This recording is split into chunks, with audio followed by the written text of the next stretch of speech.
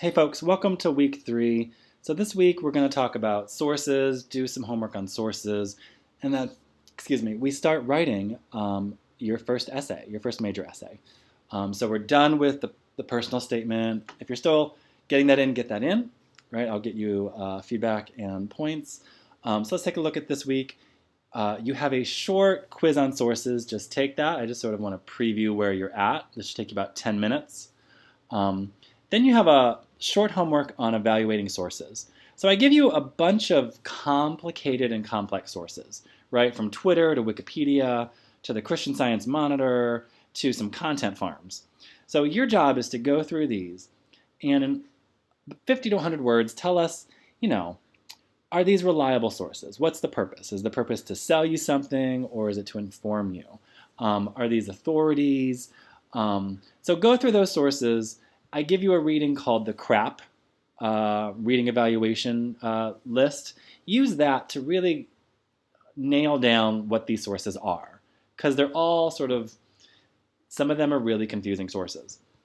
So that's that CRAP source right here.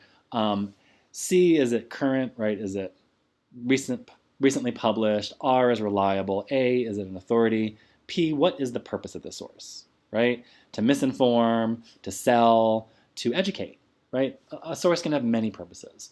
And also check out this reading on media diet, right? That's also going to help you evaluate these sources, right? The number one insight there is everything is biased, right? Saying something is biased is like saying water is wet. It's more important if a source is fact-checked, okay? And they have a really easy site to use called Media Bias Fact Checker. You can plug in any source, right?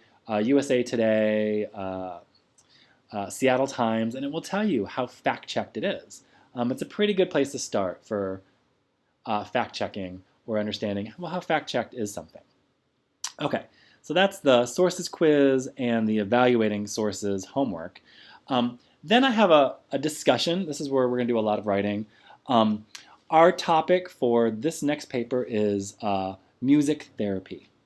So you'll read one article, Hip Hop Therapy with High-Risk Youth.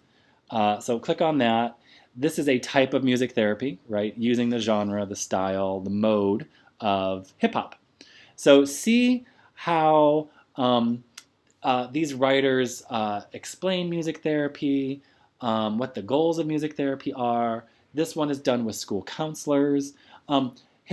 Music therapy is not done at home. Yeah, you can do it by yourself, but the way we're going to write about it is it's generally with a school counselor or in private therapy or in a certain setting. So take a look how this author, Alan, is really writing about hip-hop therapy. This is a good model when you're writing your argument on music therapy. So that's what we're doing for this next major essay. You're going to make an argument about music therapy, okay? So I've given you the prompt for the paper. So click on the prompt for essay 1, where you're making an argument about music therapy, right? You want to say something new. So you can summarize what Tilly is saying about hip-hop therapy, right? What do critics say about music therapy, specifically hip-hop therapy? And then you really want to come in and make an original argument. How do you do that? You can argue for the inclusion of a specific artist, a specific music genre, or song to be considered for a music therapy program, public health campaign, etc. Right? Who is not seen or who is excluded from being considered for music therapy? Let me give an example of this. Right? If you go, this is called Every Noise. It lists sort of like every music genre sort of known at the present moment, from Italo beats to dark psychotrance to new beat, modular techno, right? South African house, Finnish techno, right? And you can just sort of play them and you get like a little snippet, supposedly.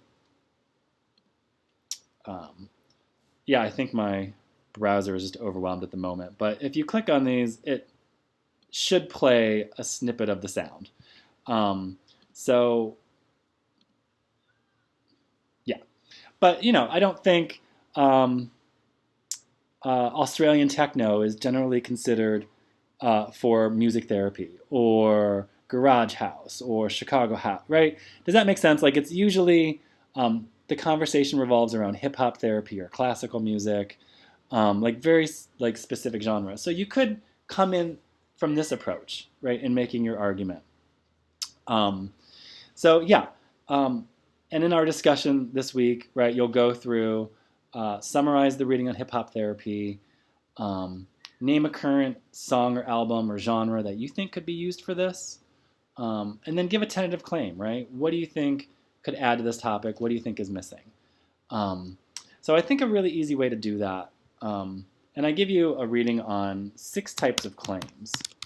This is another way to work, right? One way to work is, look at the types of um, musical genres that are usually included for music therapy, um, and look at the ones that aren't. So there's different types of claims. These can help structure your papers, folks. So you can make a claim of definition for this paper, right? But you have to make a argument, right? You have to say something new, right? You can't just summarize what hip hop therapy is or what music therapy is. You need to, okay, what's not said, what's missing, what's overlooked, how can I put 2 things together, right?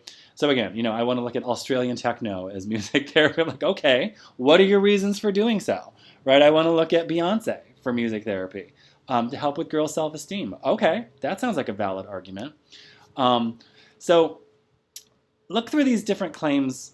We'll work with these more next week. But as you can see, like, a claim of definition looks at, like, well, how should something be classified or interpreted, right? So if you want to define something as music therapy, that is a type of claim, right? You could be like, okay, well, a lot of these genres aren't normally considered under music therapy, right?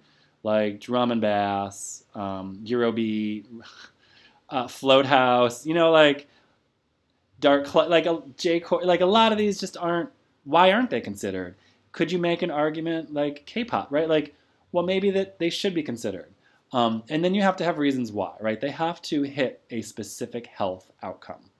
And you'll see that described in the hip hop therapy paper, right? They have to target self-esteem or depression, or if there's a high-risk behavior, right? Drug and alcohol, substance abuse. Like, how would these help cope with that? Okay, so that's the prompt. And our discussion is going to help you break some of that down.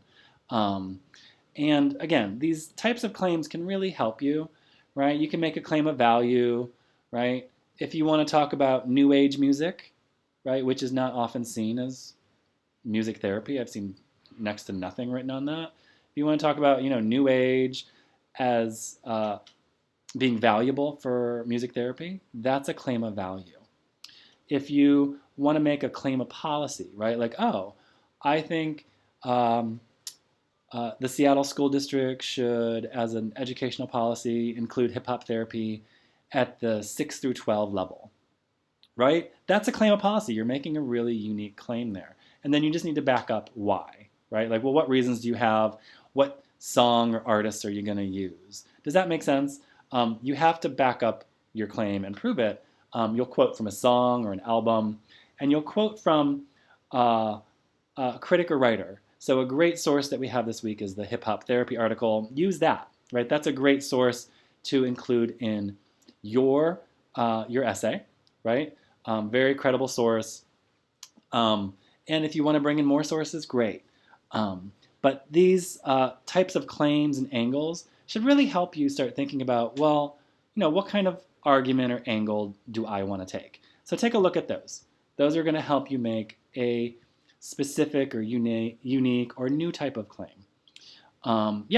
So take a look at the discussion. It really starts breaking it down, how to start responding to the hip hop therapy article, right? We'll summarize it, and then you'll start, can you name a song or an album that you think should be used for hip hop therapy?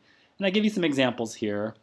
And right, that would be the basis of my argument, right? These aren't talked about in terms of music therapy. I think they should be included. So if you have a favorite artist that you think could really hit a health outcome, I also listen to a lot of new age music and there's a lot of nature sounds in those. And for me, I would argue, okay, I want to make a claim of definition and value claim about new age music. I think it really connects listeners to nature, right? And it'll help us get outside more, get off the screen, right? Go outside, or I can listen to this music, outside too. So there's so many ways to approach this paper, this topic. Okay, folks, that's it. I might put out another video tomorrow following up. If you have any questions, as always, email me. Thank you. Bye.